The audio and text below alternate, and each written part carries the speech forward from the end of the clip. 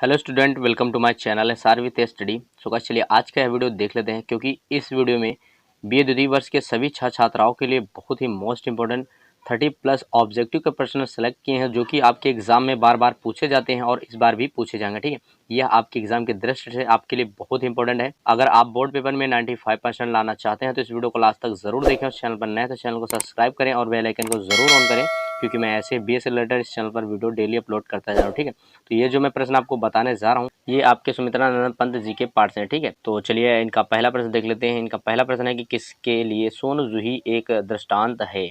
तो इसका right answer होगा ऑप्शन ए, यानी कि संघर्षों से शिथिल मानो। ठीक, ऑप्शन ए इसका राइट होगा। तो आपका अगला प्रश्न है कि सुमित्रानंदन पंत से संबंधित है। सुमित्रानंदन पंत से संबंधित क्या है। तो इसका राइट आंसर होगा ऑप्शन डी, यानी कि उक्त सभी। ठीक है, आपका अगला प्रश्न है कि इनमें से कौन सी रचना पंत की नहीं है। तो इसका राइट आंसर होगा ऑप्शन सी, यानी कि यामा। ठीक, ऑप्शन सी इसका राइट होगा, यानी कि यामा जो है वह सुमित्रानंद पंत जी की रचना नहीं है। ठीक है, आपका अगला प्रश्न है कि सुमित्रानंद पंत द्वारा रचित नौका विहार की विधा क्या है। तो इसका राइट आंसर होगा ऑप्शन बी, यानी कि संस्मरण। ठीक, ऑप्शन बी इसका राइट हो जाएगा। ठीक है, आपका अगला प्रश्न है कि किस कवि ने 1936 में युगांत कृत की रचना कर छायावाद के अंत की घोषणा की। तो इसका राइट आंसर होगा ऑप्शन बी, यानी कि सुमित्रानंदन पंत। ठीक, ऑप्शन 20 का राइट हो जाएगा। ठीक है, आपका अगला प्रश्न है कि ना जाने नक्षत्रों में से कौन निमंत्रण देता मुझको मौन पंक्ति में कौन सी भावना मुखरित है।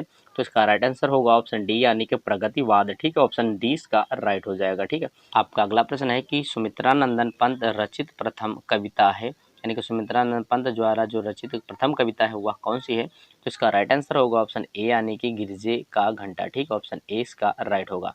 आपका अगला प्रश्न है कि किस कवि ने अपनी रचनाओं में अरविंद दर्शन को अभिव्यक्त किया है। तो इसका राइट आंसर होगा ऑप्शन बी, यानी कि सुमित्रानंदन पंत जी ने अभिव्यक्त किया है। ठीक है, ऑप्शन 20 का राइट होगा। आपका अगला प्रश्न है कि आचार्य रामचंद्र शुक्ल ने किस कवि को छायावाद का प्रथम एवं प्रतिनिधि कवि माना है। तो इसका राइट आंसर होगा ऑप्शन बी, यानी कि पंत जी ने। ठीक, ऑप्शन 20 का राइट हो जाएगा।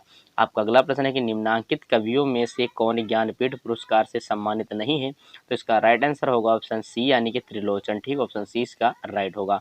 आप अगला प्रश्न है कि सैकत संज्ञा का दुग्ध धवल तनवंगी गंगा ग्रीष्म विरल पंक्ति में सैकत का अर्थ क्या है। तो इसका राइट आंसर होगा ऑप्शन डी, यानी कि बालू। ठीक है, जो सैकत का अर्थ है वह है बालू। ठीक है, आपका अगला प्रश्न है कि द्रुत झरो जगत के जीर्ण पत्र किस कवि की पंक्ति है। तो इसका राइट आंसर होगा ऑप्शन बी, यानी कि सुमित्रानंदन पंत जी की। ठीक, ऑप्शन 20 का राइट हो जाएगा। ठीक है, और आपका अगला प्रश्न है कि छोड़ द्रुमों की मृदु छाया तोड़ प्रकृति से भी माया बाल तेरे बाल जाल में कैसे उलझा दो लोचन में कवि पंक्त का कौन सा स्वरूप है। तो इसका राइट आंसर होगा ऑप्शन सी, यानी कि प्रकृति के सुकुमार कवि पंत का। ठीक है, ऑप्शन सी इसका राइट होगा। ठीक है, आपका अगला प्रश्न है कि नौका विहार कविता का संदेश है। तो इसका राइट आंसर होगा ऑप्शन ए, यानी कि गंगा की अविरल प्रवाहमान धारा के समान जीवन जगत का भी स्वसात प्रवाह। ठीक है, आपका अगला प्रश्न है कि पंत की नौका विहार कविता में किस स्थल की गंगा का उल्लेख है। तो इसका राइट आंसर होगा ऑप्शन सी, यानी कि कालांकाकर प्रतापगढ़। ठीक है, ऑप्शन सी इसका राइट होगा। आपका अगला प्रश्न है कि किस कवि का जन्म अल्मोड़ा के कौसानी ग्राम में हुआ था। तो इसका राइट आंसर है कि ऑप्शन ए, यानी कि सुमित्रानंद पंत जी का जन्म अल्मोड़ा के निकट कौसानी ग्राम में हुआ था। ठीक है, ऑप्शन ए इसका राइट है। आपका अगला प्रश्न है कि पंत जी और पल्लव किसके द्वारा लिखित लेख माला है। तो इसका राइट आंसर होगा ऑप्शन डी, यानी कि आचार्य रामचंद्र शुक्ल। ठीक, ऑप्शन डी इसका राइट हो जाएगा। ठीक है, आपका अगला प्रश्न है कि कला और बूढ़ा चांद किस कवि का काव्य ग्रंथ है। तो इसका राइट आंसर होगा ऑप्शन ए, यानी कि पंत जी का। ठीक, ऑप्शन ए इसका राइट होगा। आपका अगला प्रश्न है कि जलियांवाला बाग में वसंत किसकी रचना है। तो इसका राइट आंसर होगा ऑप्शन डी, यानी कि सुभद्रा कुमारी चौहान। ठीक, ऑप्शन डी इसका राइट होगा।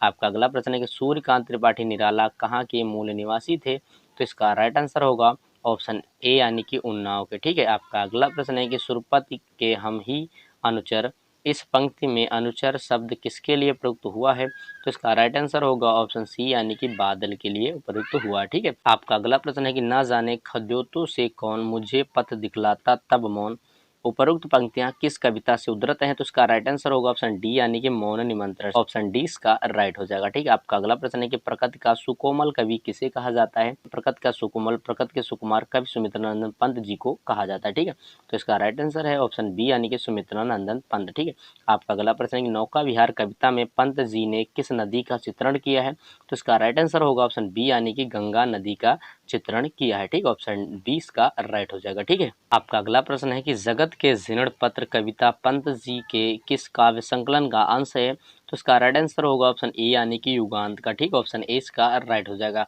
आपका अगला प्रश्न है कि यह मेरी गोद की शोभा अशुक सुहाग की है लाली उपर्युक्त पंक्तियां किस कविता से उद्धृत हैं? तो इसका राइट आंसर होगा ऑप्शन सी यानी कि बालिका का परिचय। ठीक, ऑप्शन सी इसका राइट हो जाएगा। आपका अगला प्रश्न है कि प्रवर्तन कविता के रचयिता का नाम बताइए। जो प्रवर्तन कविता है उसके लेखक कौन है? तो इसका राइट आंसर होगा ऑप्शन सी यानी कि सुमित्रानंदन पंत। ठीक, ऑप्शन सी इसका राइट हो जाएगा। आपका अगला प्रश्न है कि नौका विहार कविता से संबंधित कौन सा राजभवन है? तो इसका राइट आंसर होगा ऑप्शन बी यानी कि कालांकाकर राजभवन। ठीक है, काला कांकर राजभवन, ऑप्शन बी इसका राइट होगा।